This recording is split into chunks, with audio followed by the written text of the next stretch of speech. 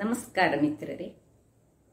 ಇವತ್ತು ನಾವು ಈ ಹಲಸಿನ ಹಣ್ಣು ನಾವು ತಿನ್ನುವಾಗ ಅದರ ನಡುವಲ್ಲಿರುವ ಗೂಂಜಿ ಹೇಳ್ತೇವೆ, ಅಥವಾ ಏರಿಲ್ ಅಂತ ಇಂಗ್ಲೀಷಲ್ಲಿ ಹೇಳ್ತಾರೆ, ARIL, ಅಥವಾ ರಿಂಡ್ ಅಂತ ಸಹ ಹೇಳ್ಬೋದು. ಅದಕ್ಕೆ ಆ ನಡುವಲ್ಲಿ ಬರುವಂತಹ ಮಯಣ ಇರುವಂತಹ ಆ ಗೂಂಜಿಯನ್ನು ಮಯಣ ಎಲ್ಲ ಒರೆಸಿ ಹಲಸಿನ ಹಣ್ಣೆ ಆಗಬೇಕು.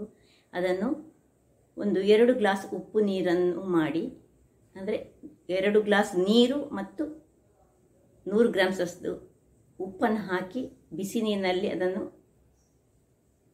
ಕುದಿಸಿದ ನಂತರ ತಣಿಸಿ ಈ ಹಲಸಿನ ಹಣ್ಣಿನ ನೋಡಿ ಇಂತಹ ಗೂಂಜಿ ಇದನ್ನು ನಾವು ಉಪ್ಪು ನೀರಿನಲ್ಲಿ ಹಾಕಿಡಬೇಕು. ನಂತರ 10 ದಿವಸಗಳ ನಂತರ ಅದು ಆ ಉಪ್ಪನ್ನು ಎಳೆದುಕೊಂಡು ಬಹಳ ಚೆನ್ನಾಗಿ ಸ್ಮೂತ್ ಆಗಿರ್ತದೆ. ಅದರಿಂದ ನಾವು ಕರಾವಳಿಗರು ಒಂದು ಚಟ್ನಿಯನ್ನು ತಯಾರಿಸ್ತೇವೆ. ಹಾಗಾದರೆ ಆ ಚಟ್ನಿ ರುಚಿಕರವಾದ ಚಟ್ನಿ, ಒಂದು ಬಟ್ಟಲು ಊಟ ಮಾಡ್ಬೋದು ಅದರಲ್ಲಿ. ಹಾಗಾದರೆ ಅದನ್ನು ಹೇಗೆ ಮಾಡುವುದು ಎಂದು ನೋಡೋಣ ಅಲ್ಲವೇ ಮಿತ್ರರೇ? ಇಲ್ಲಿ ನೋಡಿ, ಇದು ನಾನು ಹಲಸಿನ ಹಣ್ಣು ಕಟ್ ಮಾಡುವಾಗ ಅದರ ಗೂಂಜಿ ಅಂದರೆ ಮೇಲ್ಪದರದಲ್ಲಿರುವಂಥದ್ದನ್ನು ಕಟ್ ಮಾಡಿದಾಗ ಇದನ್ನು ಬಿಸಾಡಲಿಕ್ಕಿಲ್ಲ ವೀಕ್ಷಕರೇ. ನಾವೇನು ಮಾಡ್ತೇವೆ, ತುಳುನಾಡಿನವರು ಇದನ್ನು ಉಪ್ಪು ನೀರನ್ನು ಬಿಸಿ ಮಾಡಿ ಅದನ್ನು ಹೀಗೆ ತಣ್ಣಗಾದ ಮೇಲೆ ಉಪ್ಪು ನೀರಿನಲ್ಲಿ ಹಾಕಿ ಇಡ್ತೇವೆ ನಾವು.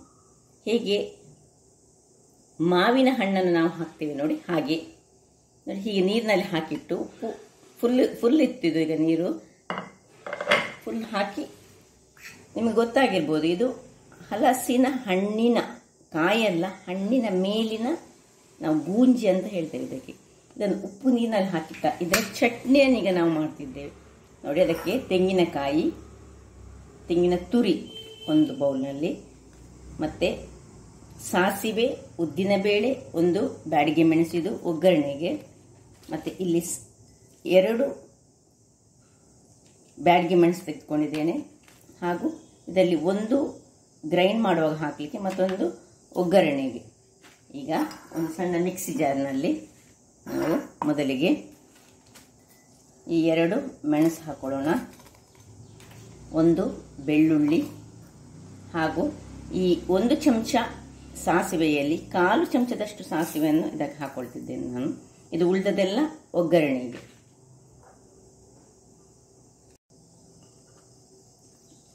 ಈಗ ಒಂದು ಸಣ್ಣ ತುಂಡು ಚಟ್ನಿಗೆ ನಾವು ಎಷ್ಟು ಹಾಕ್ತೇವೆ ಹುಳಿ ನೋಡಿ ಅದನ್ನು ಹಾಕೊಳ್ಳೋಣ. ಇದಕ್ಕೆ ಉಪ್ಪು ಹಾಕಲಿಕ್ಕಿಲ್ಲ ವೀಕ್ಷಕರೇ. ಈಗ ಈ ನೋಡಿ, ಅದಕ್ಕೆ ನಾವು ಕೈ ಹಾಕುವಾಗ ನಾವು ಭಾರಿ ಜಾಗ್ರತೆಯಲ್ಲಿ ಹಾಕಬೇಕು, ಯಾಕಂದರೆ ಇಲ್ಲ ಅದು ಹಾಳಾಗ್ತದೆ ನೋಡಿ. ಇದರಲ್ಲಿ 1 ಪೀಸನ್ನು ನಾನು ನೋಡಿ ಇಷ್ಟನ್ನು ತೆಗೆದುಕೊಳ್ತಿದ್ದೇನೆ. ಕ್ಲೀನ್ ಕೈಯಲ್ಲಿ ನಾವು ತೆಗೆದುಕೊಂಡು ಇದನ್ನು ಸಣ್ಣದಾಗಿ ಕತ್ತರಿಸಿಕೊಂಡು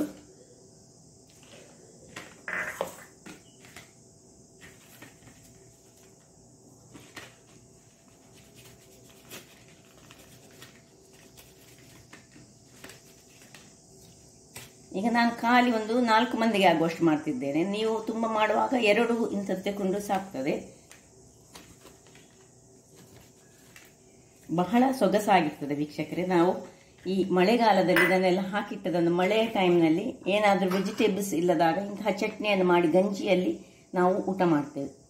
ಈಗ ಇದನ್ನು ನಾನು ಸ್ವಲ್ಪ ನೀರು ಹಾಕಿ, ಸ್ವಲ್ಪ ನೀರು ಹಾಕಿ ಗ್ರೈಂಡ್ ಮಾಡ್ತಿರ್ತೇನೆ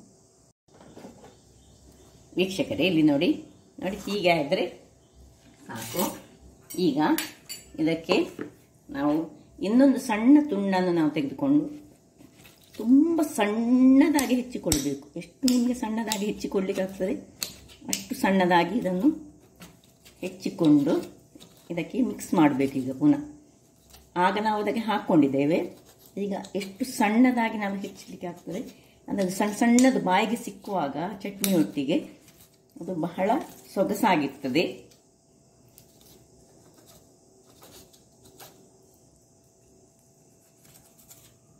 ಇದೊಂದು ನಮ್ಮದು ಹಿಂದಿನವರು ಮಾಡಿಕೊಂಡಂತಹ ಒಂದು ಚಟ್ನಿ, ವಿಶೇಷವಾದ ಒಂದು ಚಟ್ನಿ ಹೇಳ್ಬೋದು, ಸಾಂಪ್ರದಾಯಿಕವಾದ ಚಟ್ನಿ. ಅಂದರೆ ಹಿರಿಯರು ಹಿಂದಿನ ಕಾಲದಲ್ಲಿ ಈ ಮಳೆಗಾಲದಲ್ಲೆಲ್ಲ ತಿನ್ನಲಿಕ್ಕೇನು ಬಹಳ ಕಷ್ಟ ಇತ್ತು. ಆಗ ಒಂದು ಅನ್ನ ಗಂಜಿ ಇದ್ದರೆ ಸಾಕಿತ್ತು, ಗಂಜಿಯೊಟ್ಟಿಗೆ ಇಂತಹ ನೀರಿನಲ್ಲಿ ಹಾಕಿಟ್ಟಂತಹ ಹಲಸಿನ ರಚ್ಚೆಯಿಂದ ಮಾಡಿದಂಥ ಹಲಸಿನ ಗೂಂಜಿ ರಚ್ಚೆಯಲ್ಲಿ ಈಗ ಇದನ್ನು ಪುನಃ ಹಾಕ್ಕೊಳ್ತಿದ್ದೇನೆ ನೋಡಿ. ಈಗ ಇದರಲ್ಲಿ ಮಿಕ್ಸ್ ಮಾಡಿ ಆಗ ನಾವು ತೆಗೆದುಕೊಂಡ ಇದಕ್ಕೆ ಒಂದು ಶಿಫ್ಟ್ ಮಾಡಿ ನಾನು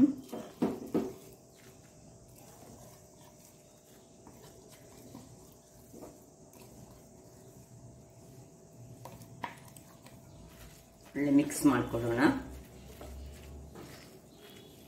ತುಂಬ ನಯವಾಗಿ ಕಡಿಬಾರ್ದು, ಕಸ್ಕಸ್ ಅಂತ ಹೇಳ್ತೇವಲ್ಲ ಹಾಗೆ ಕೋಸ್ಟ್ಲಿ ಗ್ರೈಂಡ್ ಮಾಡಬೇಕು. ಈಗ ಒಂದು ಒಗ್ಗರಣೆ ಕೊಡೋಣ. ನೋಡಿ, ಗ್ಯಾಸ್ ಆನ್ ಮಾಡ್ಕೊಂಡಿದ್ದೇನೆ ನಾನು. ಇದರಲ್ಲಿ 1 ಚಮಚದಷ್ಟು ನಾನು ತೆಂಗಿನ ಎಣ್ಣೆ ಯೂಸ್ ಮಾಡ್ತಿದ್ದೇನೆ. ನೀವು ನಿಮಗೆ ಬೇಕಿದ್ದಷ್ಟು ಬೇಕಾದ ಎಣ್ಣೆಯನ್ನು ಯೂಸ್ ಮಾಡ್ಬೋದು.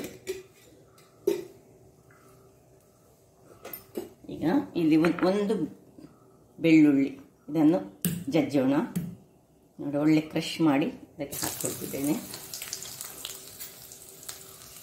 ಸಾಸಿವೆ, ಉದ್ದಿನಬೇಳೆ, ನಾರ್ಮಲ್ ನಾವು ಚಟ್ನಿಗೆ ಕೊಡುವಂತಹ ಒಂದು ಒಗ್ಗರಣೆ ಇದು.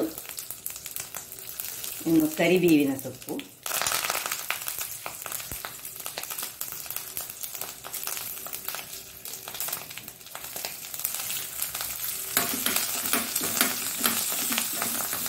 ಚೂರು ಹಿಂಗು ಹಾಕಬೇಕು ಉಂಟು.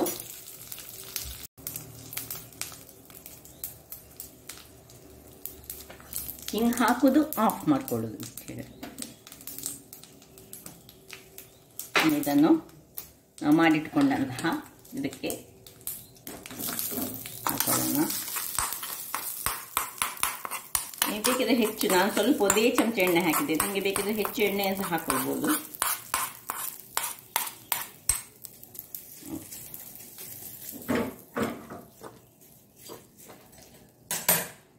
ರುಚಿ ರುಚಿಯಾದ ರಚ್ಚೆ ಅಂತ ಹೇಳ್ತೇವೆ, ಗೂಂಜಿ. ರಚ್ಚೆ ಬೇರೆ, ಗೂಂಜಿ ಬೇರೆ. ಈ ಹಲಸಿನ ಹಣ್ಣಿನ ಗೂಂಜಿಯನ್ನು ಉಪ್ಪು ನೀರಿನಲ್ಲಿ ಹಾಕಿಟ್ಟು ಮಾಡಿದಂತಹ ಈ ಸೊಗಸಾದ ಒಂದು ಚಟ್ನಿ ರೆಡಿಯಾಗಿದೆ. ಹಾಗಾದರೆ ವೀಕ್ಷಕರೇ ನೋಡಿ, ಬಹಳ ರುಚಿಯಾಗಿರುತ್ತದೆ. ಒಂದು ಬಟ್ಟಲು ಗಂಜಿಯನ್ನು ನಾವು ಇದರಲ್ಲಿ ಊಟ ಮಾಡಬಹುದು. ಹಾಗಾದರೆ ವೀಕ್ಷಕರೇ, ನನ್ನ ಈ ಕುಕಿಂಗ್ ಚಾನಲ್ ನಿಮಗೆ ಇಷ್ಟ ಆದರೆ ಬೋಳೂರು ಸುವರ್ಣ ಚಾನಲನ್ನು ಲೈಕ್ ಮಾಡಿ, ಶೇರ್ ಮಾಡಿ ಹಾಗೂ ಸಬ್ಸ್ಕ್ರೈಬ್ ಮಾಡಿ ಹಾಗೂ ನನ್ನ ಇನ್ಸ್ಟಾಗ್ರಾಮ್ ಪೇಜನ್ನು ಫಾಲೋ ಮಾಡಿ.